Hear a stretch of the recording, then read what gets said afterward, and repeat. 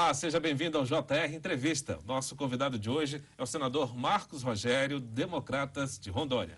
O senador é integrante da Comissão Mista da Reforma Tributária e presidente da Comissão de Infraestrutura do Senado. Muito obrigado pela presença do senhor aqui com a gente. Gostaria de começar exatamente pela questão da reforma tributária, como que os senadores estão vendo essa situação, já que temos um modelo em discussão no Senado, outro modelo na Câmara e um terceiro modelo do Poder Executivo. Bom, primeiro um prazer poder participar desse bate-papo com vocês, com o Luiz, com o Yuri, com um amigo da Record. A verdade é que cada senador, cada parlamentar tem a sua reforma tributária na cabeça, né? Você não tem consenso num tema como esse, né? A Câmara dos Deputados trabalha uma modelagem, o Senado outra, e o governo tenta trazer a sua ideia de reforma tributária. O fato é, o único ponto que talvez tenha consenso nas duas casas não dá para discutir uma reforma tributária que implique em mais peso tributário para o Brasil. Ou seja, não dá para se pensar em aumento da carga tributária. É preciso fazer uma reforma tributária que implique em desburocratização, simplificação e redução da carga dos impostos. O Brasil paga imposto demais e tem um serviço que não é de tanta excelência assim. Senador, na falta de um consenso, conforme o senhor mesmo disse, o que vai prevalecer então para se aprovar os temas? O lobby dos governadores, a união das bancadas, a força do Executivo, do Ministério da Economia, como é que se resolve isso então? Eu acho que é preciso encontrar os pontos de convergência. Não tem como você fazer uma reforma tributária que impacte a vida dos brasileiros sem encontrar os pontos que conectem interesses. Talvez começando pela simplificação. O brasileiro paga imposto demais e muitas das vezes não é nem porque a carga seja tão alta de fato. É porque você tem uma norma tão complexa, tão difícil de ser decodificada, que paga-se bitributação e tritributação. Aí você paga demais, depois você tem que contratar escritórios especializados para fazer a recuperação tributária. Então, o peso dos impostos é muito alto para o brasileiro e, sobretudo, em razão dessa complexidade. Então, começar pela simplificação talvez seja um bom caminho. Agora, falar em unificação de tributos é um tema fácil? Não é um tema simples, né? Acabar com essas questões da simplificação ou da redução das diferenças de alíquotas a partir de estados, a partir de regiões, é uma questão simples? Não. Porque a própria Constituição Federal estabeleceu medidas de estímulo ao crescimento econômico por regiões. Como é que você vai tirar, por exemplo, alguns incentivos que tem na região nordeste do Brasil? Estímulos que tenham na região norte do Brasil, lá na Zona Franca de Manaus, lá no meu estado de Rondônia. Você acha que uma grande empresa, né, que depende de logística vai preferir investir lá no estado de Rondônia a investir no centro do Brasil, na região sudeste do Brasil? É claro que não. Esse custo vai ser contabilizado. Então ela precisa ter vantagem competitiva. E o fator tributário é um fator decisivo nessa hora. Então, eu acho que é preciso encontrar aqui os pontos que conectam interesses, os pontos convergentes. Simplificação e desburocratização.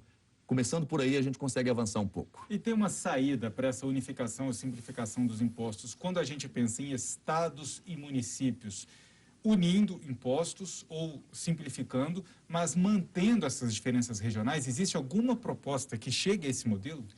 Assim, por enquanto não há consenso em relação a nenhuma proposta. Talvez o único consenso possível nesse momento seria justamente esse de identificar, né, um modelo de simplificação.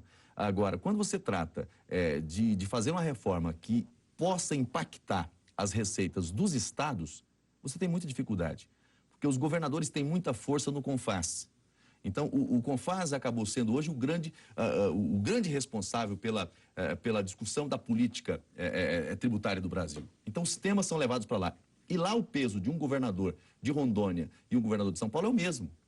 Então, quando você quer que todo mundo coloque na mesa, né, a situação fiscal do Brasil, vamos discutir aqui o modelo que pensa o Brasil. Muitos têm medo de perder a condição atual.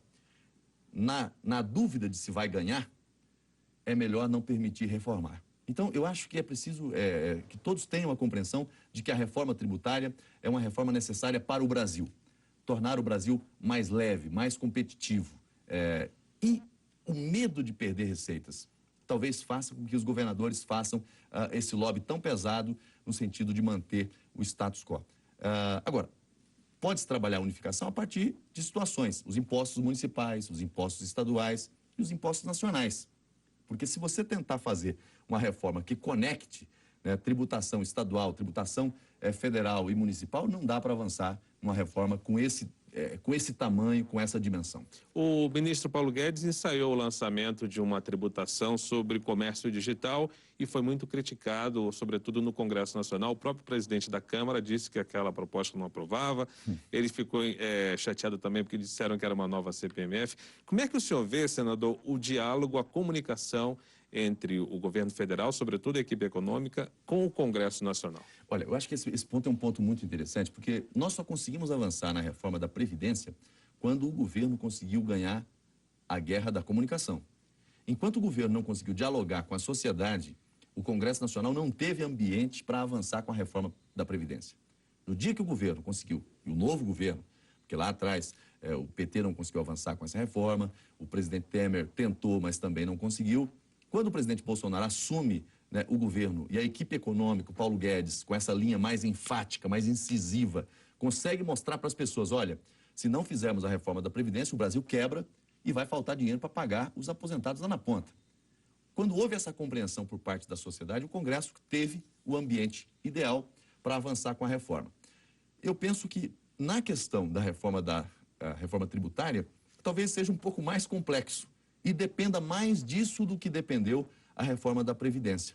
Então, ganhar, né, a guerra da comunicação nessa reforma é fundamental. Qualquer coisa que passe a ideia de que vai haver aumento de impostos, não tem chance de tramitar, não tem chance de aprovação no Congresso Nacional. Mas não falta um diálogo assim específico da equipe econômica com os líderes do Congresso? Não cria um desgaste o ministro dizer que está tentando lançar alguma coisa e o presidente da Câmara ou do Senado, seja quem for, chega lá e fala que não, isso aqui não passa? Olha, eu tenho muito respeito pelo Paulo Guedes e pela equipe dele. Acho que é um grande quadro que nós temos no governo do presidente Bolsonaro. Mas nessa questão da reforma tributária, eu acho que faltou amadurecer a ideia. Eu acho que, como o Congresso startou, né, a proposta de reforma tributária, né, inicialmente naquela comissão mista de Câmara e Senado, e depois o presidente da Câmara chamou para si e falou, olha, eu vou startar aqui, vou iniciar a discussão da reforma tributária. O governo se viu obrigado a apresentar à mesa a sua proposta, e ela não estava pronta. E quando veio de improviso, acabou não tendo espaço para um diálogo mais apurado, pegou o parlamento no contrapé, e aí o carimbo de nova CPMF. Talvez nem seja, porque há muita discussão entre integrantes do governo e dentro do parlamento em relação ao que seria essa nova política tributária. Mas o rótulo ficou. Então, qualquer coisa que sugira, né, aumento de impostos, eu acho que não dá para discutir, não dá para avançar. Senador, então a guerra da comunicação deve continuar por um tempo nesse convencimento, né, do Congresso Nacional da necessidade ou não da criação de um novo imposto. Mas e a guerra dos vetos? Na quarta-feira nós teremos já uma sessão conjunta do Senado e da Câmara para fazer essa análise. O que o senhor acha que passa e não passa? Quais são os pontos que para os parlamentares não é possível manter o veto aí do presidente da República? Olha, é difícil falar nesse momento quais vetos serão mantidos e quais vetos serão derrubados. Um deles talvez seja, assim, até porque houve um acordo prévio e depois houve o veto, acho difícil que se mantenha. O veto que trata da desoneração da folha. Acho que é um veto que a tendência é pela derrubada. Outros vetos são vetos discutíveis na questão do saneamento, por exemplo. Nós temos pontos na lei, no novo marco legal do saneamento, que foram pactuados com o governo, o veto. Mas houve outros pontos que foram vetados e que extrapolaram, né, o acordo feito. Então, nesse momento está sendo discutido, eu participei da reunião de líderes que discutiu essa pauta de vetos, nós vamos fazer a primeira agora, nesta quarta-feira, e posteriormente vamos fazer uma nova sequência de votação de vetos. Não dá para você levar para a votação vetos sem antes construir um bom acordo, sabe? Porque senão os dois lados perdem. E aí a sessão fica interminável, você não consegue avançar nessa pauta. Então, tanto a oposição quanto o governo precisa sentar, dialogar muito, o governo apresentar quais são os vetos chaves para ele, que ele faz questão que seja mantido e por quê, para que o parlamento tenha a compreensão do porquê da manutenção, da necessidade de manutenção daquele veto, e outros, com todos os argumentos apresentados, acho muito difícil de segurar. Esse que trata da desoneração da folha é um que acho difícil que o governo consiga manter. E você pode assistir ao JR Entrevista na Record News às 10h30 da noite, pelo portal R7, no Play Plus, no Jornal da Record, no JR 24 horas, à meia-noite e meia, e também em nossas redes sociais. Senador, em relação, por exemplo, à questão da desoneração, como é que o senhor acompanha, como é que o senhor se posiciona em relação a esse tema, desoneração da folha de pagamento? Eu acho que, assim, há uma expectativa real em torno disso e houve um acordo, né? O acordo foi feito na Câmara dos Deputados, depois no Senado tentou-se modificar isso e, por fim, acabou vindo o veto em relação a essa matéria. A minha posição, nesse caso, infelizmente, eu sou apoiador do governo, mas eu acho que as empresas precisam disso, dependem disso, e num momento como esse, nós não podemos negar essa atenção, essa sensibilidade a esse setor. Senador, o DEM tem hoje a presidência das duas casas, do Senado e da Câmara dos Deputados. Como o senhor vê a tentativa aí de uma antecipação já da discussão para a eleição da presidência do Senado e da Câmara no ano que vem, uma tentativa do atual presidente de tentar se reeleger, a situação já está até sendo analisada pelo Supremo Tribunal Federal. Essa discussão pode contaminar, nesse momento, essa relação do governo com o parlamento na tentativa de aprovar tantas matérias importantes?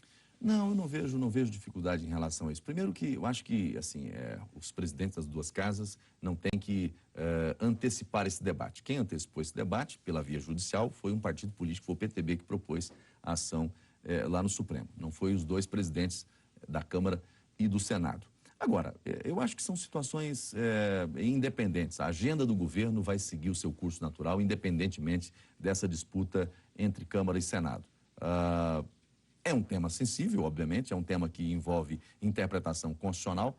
Quando houve a mudança no Instituto da Reeleição, ainda no governo do então presidente Fernando Henrique Cardoso, essa mesma previsão não foi adotada com relação aos comandos das duas casas, do Senado e da Câmara. Permaneceu o texto que estava, e os regimentos também.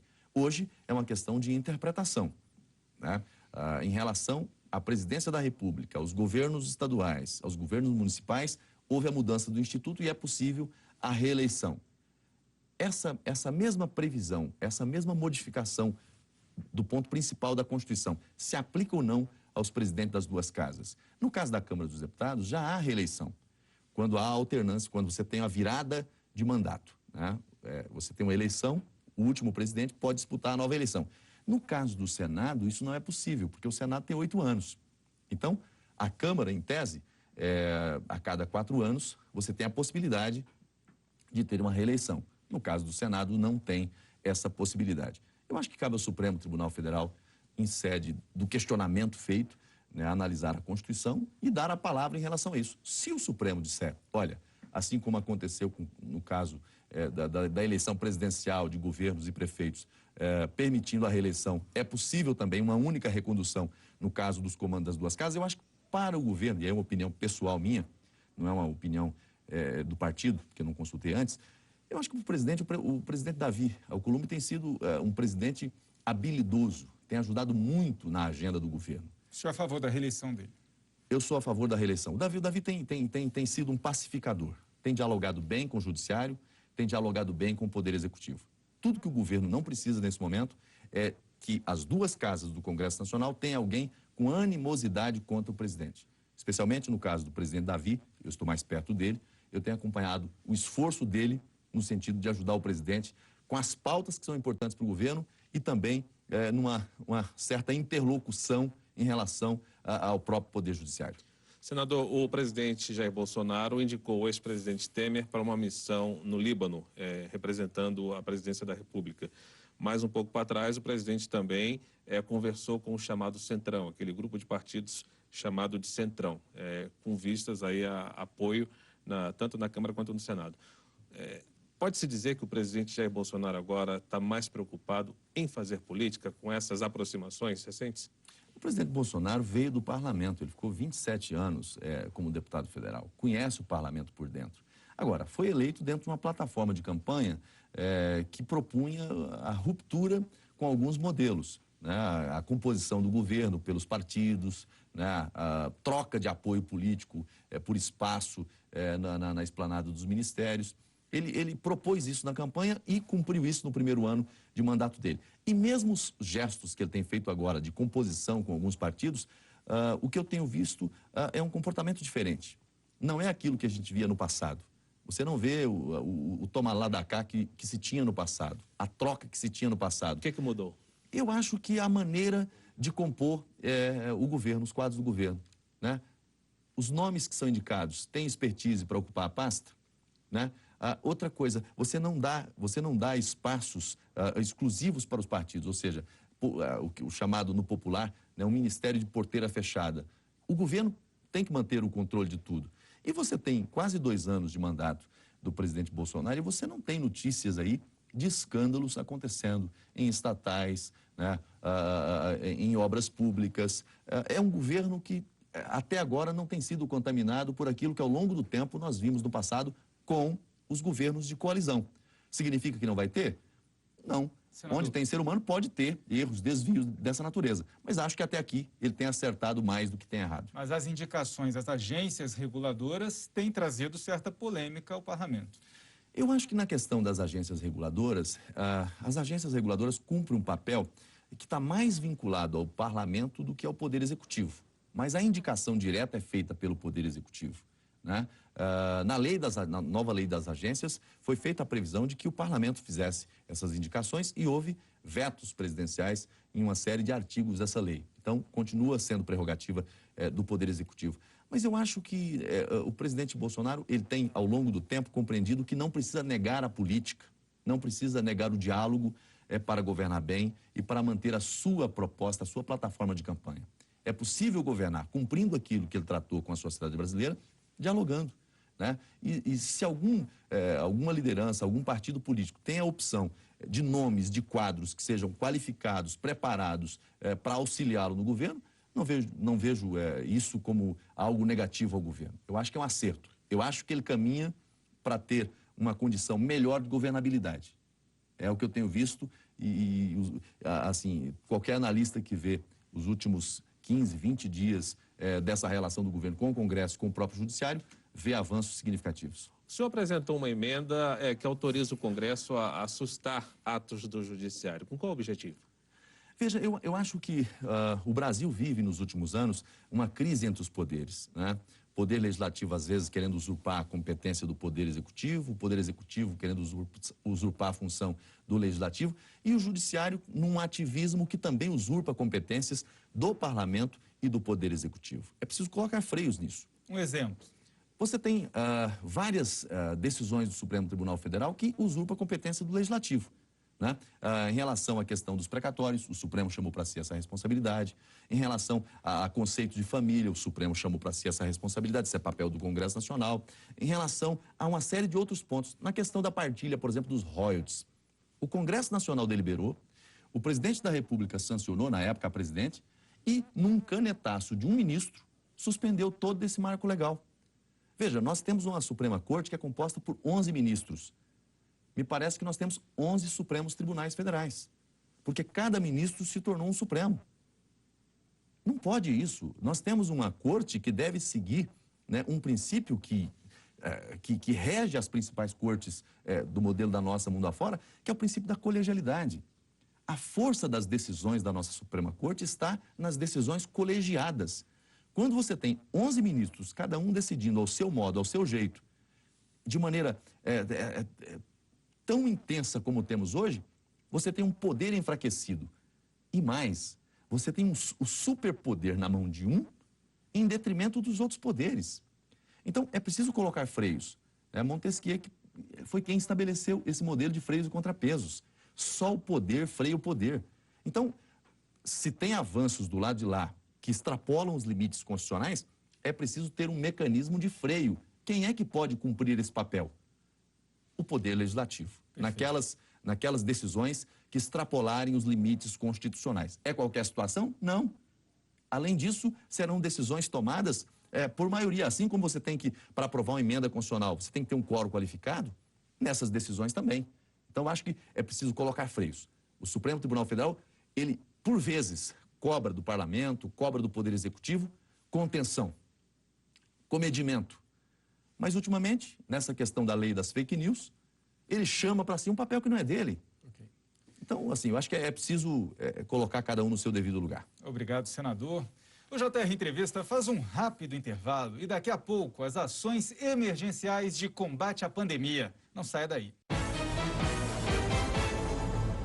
O JR Entrevista está de volta. Com a gente hoje o senador Marcos Rogério, do Democratas de Rondônia. Senador, muito se fala da CPI da fake news. O Poder Executivo, Palácio do Planalto tem algumas ressalvas. Como é que o senhor se posiciona em relação a esta comissão que discute aí a questão de produção e distribuição de notícias falsas? Olha, primeiro eu preciso entender que fake news é crime, né? E com consequências danosas para a sociedade. Você tem casos aí de pessoas que sofreram violências, agressão e até perda da vida em razão de fake news, no Brasil.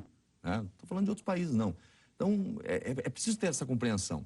O parlamento chamou para si o debate desse tema, muito em razão do que se deu na eleição passada, de lado a lado, mas com foco no que está acontecendo odiernamente. Nós estamos no meio de uma pandemia do coronavírus e o que mais se tem e que causa pânico na sociedade, histeria na sociedade, é fake news. Então, a CPI cumpre um papel de colocar luz nesse tema, chamar atenção para esse tema, fazer com que a sociedade debata esse tema, entenda o que é fake news, qual a gravidade da fake news e possa adotar um comportamento de autocontrole.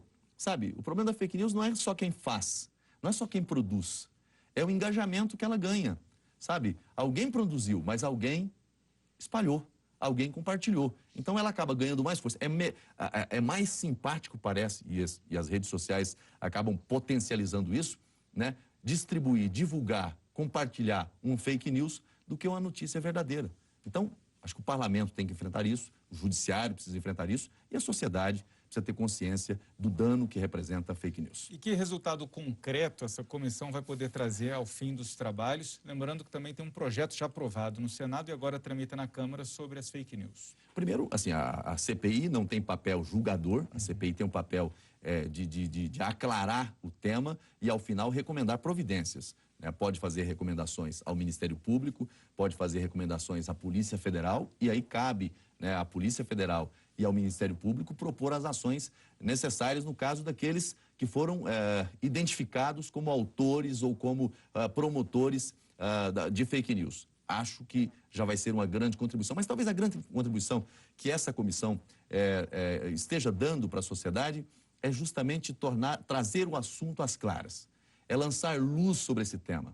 Nós nunca discutimos tanto no Brasil o tema fake news como discutimos hoje. E isso teve início justamente com o trabalho da CPI das fake news. Esse projeto que veio, que foi aprovado no Senado e agora está em discussão na Câmara, também é uma consequência da CPI das fake news.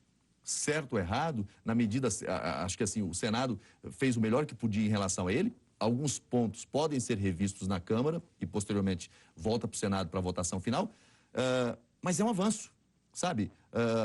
O que é difícil entender num debate como esse é que pessoas que não aprovam fake news, pessoas que sabem do mal que faz o fake news, às vezes entrar num debate de defesa quase cega de que se trata de uma lei de censura. Em momento nenhum. Quem garante a liberdade de expressão, de manifestação do pensamento é a Constituição Federal. Uma legislação ordinária jamais poderá se sobrepor à Constituição Federal, que garante essas liberdades como fundamentos. Então, assim, essa lei... e um outro aspecto que fala-se muito, a lei vai criminalizar quem dá um clique, é mais grave a pena para quem dá um clique do que quem dá um tiro. A lei não trata de pena nenhuma para o usuário da internet, né? Para quem tem perfis em redes sociais. A lei vai enquadrar as plataformas, né? E notificação e multa a consequência. Agora, a partir do momento que você tiver uma lei como essa, você vai poder requisitar conteúdo e a partir da requisição desse conteúdo pela esfera judicial, você vai poder representar, do ponto de vista civil ou criminal, quem cometeu ilícito na internet. Senador, eu queria falar um pouquinho sobre o combate à pandemia, sobretudo no seu estado. São quase 1.000 mortos, 44 mil casos mais ou menos, e, no entanto, o senhor trava uma disputa com o governador Marcos Rocha, do PSL, o que pode estar prejudicando o envio, a chegada de auxílio de recursos para combater a Covid-19. Por que essa falta de diálogo? Olha, assim, é lamentável que a gente esteja numa situação dessa. Eu acho que nós temos, com essa questão da pandemia, nós temos alguns eixos que nos desafiaram, né? Vencer a crise sanitária, né? Vencer a crise financeira e vencer a crise entre os poderes, né? A disputa de poderes. São 3 pontos que a gente precisa estar muito focado. No caso, especificamente, do meu estado de Rondônia, o governo adotou uma postura de distanciamento da bancada federal, né? Embora a bancada tenha ajudado muito o governo, tenha colocado no primeiro momento recursos para atender o Estado, posteriormente eu consegui um recurso extra, tentamos encaminhar para o governo, mas em razão da limitação da visão política, às vezes o governo tem um pouco de dificuldade até para aceitar ajuda, né? Isso é muito ruim. Eu acho que nesse momento qualquer disputa tem que ser colocada de lado. Eu acho que o desafio de todos nesse momento tem que ser enfrentar e vencer o coronavírus. Não dá para você colocar pretensas disputas futuras, disputas eleitorais, no balcão nesse momento. Eu acho que é o momento de unir a todos, né? No começo a disputa era nacional, né? O Bolsonaro, era como se o Bolsonaro estivesse contra governadores e prefeitos, né? Viu-se que não era isso. Hoje o governo federal tem ajudado muitos estados, inclusive o meu estado, com envio de recursos, com envio de equipamentos. Os estados tiveram dificuldades para comprar respiradores. Quem é que está atendendo os estados? E no meu estado eu consegui enviar para vários municípios, para a capital e para o interior, equipamentos, respiradores. O Ministério da Saúde, né? Nós conseguimos canalizar e chegaram lá na ponta. Os estados não conseguiram comprar, né? Medicamentos, falta medicamento. Quem é que está conseguindo suprir com medicamentos a rede estadual e a rede municipal? Também o Ministério da Saúde. Então, do ponto de vista de atendimento das necessidades lá na ponta, quem mais está fazendo é o governo federal, é o Ministério da Saúde. Eu tenho tido muita facilidade, graças a Deus, para conseguir esses investimentos com o Ministério da Saúde. E o ministro Pazuello, fala-se muito, critica-se muito, mas talvez a expertise dele em logística facilitou esse atendimento. É mais rápido, é mais eficiente, chega lá na ponta. Então, o que está faltando, talvez, nesse momento, seja um pouco mais de compreensão de que o gestor estadual precisa desenvolver uma ação integrada com os municípios, com os secretários municipais. Não dá para querer fazer tudo a partir de decisões centralizadas na capital, né, e o interior não ter o atendimento na base, sabe? Você precisa reestruturar a sua rede de atenção. Por quê? Quando tem um pico de casos na capital, manda fechar o comércio. Deu pico de casos na cidade do interior, manda fechar o comércio. Mas se você não reestrutura a estrutura de saúde, de nada adianta. Porque quando você fecha o comércio, é para você diminuir a curva de contaminação. Mas nesse espaço de tempo, você precisa de colocar mais ventiladores, mais UTIs, mais profissionais e mais medicamentos para a população ser atendida. Sem fazer isso, nós vamos ficar com um problema de saúde grave e com consequências econômicas irreparáveis. Senador, o senhor está falando de um diagnóstico atual, né, de que o país está fazendo, governadores, prefeitos, que pode ser feito no combate à Covid. Mas já chegamos e ultrapassamos as 100 mil mortes em todo o país. Onde foi que erramos? Eu acho que ninguém estava preparado para enfrentar uma pandemia como essa. Ninguém sabia como enfrentar. Não havia um protocolo pronto. Todo mundo teve que desenvolver protocolos com o problema batendo a porta. Então, houve muita disputa. E aí, talvez, o grande erro de toda essa política de enfrentamento foram as disputas. Inicialmente, o presidente, numa linha, o Supremo vai e tira. Olha, não, essa questão não afeta ao Ministério da Saúde, porque as diretrizes seriam estabelecidas pelo Ministério da Saúde. O Supremo Tribunal vai e diz, olha, isso aqui é política de estados e municípios. Exclui a União. Mas quem está pagando a conta, quem está fazendo chegar lá na ponta o investimento, é o governo federal, é o Ministério da Saúde. Aí depois, a orientação dos cientistas, dos profissionais de saúde era, olha, nos primeiros sintomas, fique em casa, não procure o médico. E aí as pessoas ficaram em casa e tiveram agravamentos na situação respiratória, comprometimento do pulmão. E aí, hoje, o que os especialistas fazem? Dizem, não, no primeiro sintoma, procure o médico, procure o especialista. Veja, não estavam preparados, a ciência não estava preparada para enfrentar a pandemia. Então, querer nesse momento caçar, procurar culpados, é preciso fazer essa análise. Bom, o protocolo de medicamentos. Apareceram os do contra tudo, contra a cloroquina, contra a azitromicina, contra a ivermectina. Vem cá, já tem algum estudo científico pronto e acabado que diga qual é o medicamento adequado para o enfrentamento ao coronavírus? Não, não há. Numa guerra, você usa as armas que tem e está gerando resultados positivos. Eu não sou especialista aqui para dizer que esse ou aquele modelo é o mais acertado, mas ainda não há nenhum protocolo eficaz ao ponto de garantir esse é 100% adequado. Então, eu acho que todos erramos e talvez ainda vamos continuar errando por um bom tempo por desconhecer a doença, por desconhecer o vírus, mas todos devem estar com o mesmo objetivo: vencer o coronavírus, devolver saúde e vida para as pessoas. Ok, senador, a gente faz uma pequena pausa e no próximo bloco as ações de combate ao desmatamento da Amazônia. JR Entrevista volta já. Estamos de volta e hoje aqui com a gente no JR Entrevista o senador Marcos Rogério, do Democratas de Rondônia.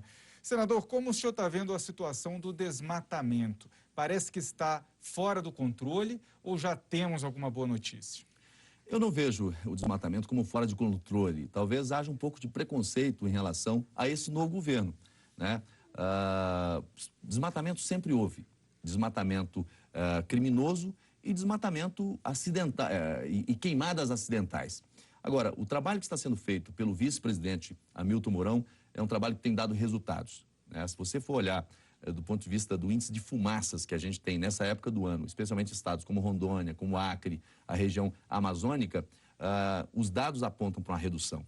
Eu acho que é muito positivo isso. Agora, o problema é que nós temos na região amazônica uma situação que é lamentável, de ausência de regularização fundiária, né? Nós tivemos a reforma do Código Florestal lá atrás, que previa a regularização, a consolidação de áreas até 2008, mas não aconteceu.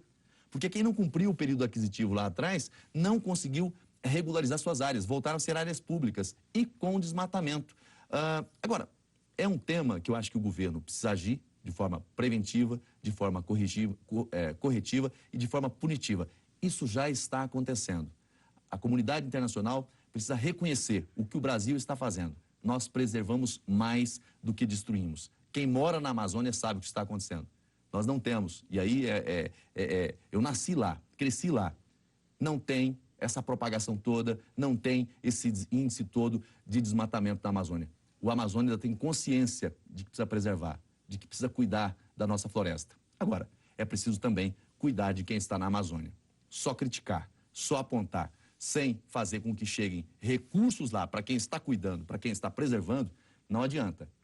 Recursos do Fundo Amazônia, que foi criado há um tempo atrás, nunca chegou para quem está cuidando da Amazônia.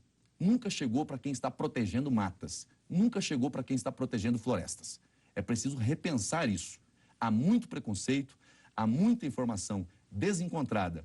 Acho que o vice-presidente dá uma grande contribuição com o debate que está fazendo e com o cuidado que tem com as nossas florestas. Não há uma defesa excessiva do setor do agronegócio, senador, em detrimento da questão ambiental em si? Eu acho que o agronegócio não é inimigo da floresta, né? Há uma compreensão. Assim, você tem muitas áreas já ocupadas com plantação, com pastagens, e há um processo de melhora da produção em cima dessas áreas. Não é necessário desmatar mais para produzir mais.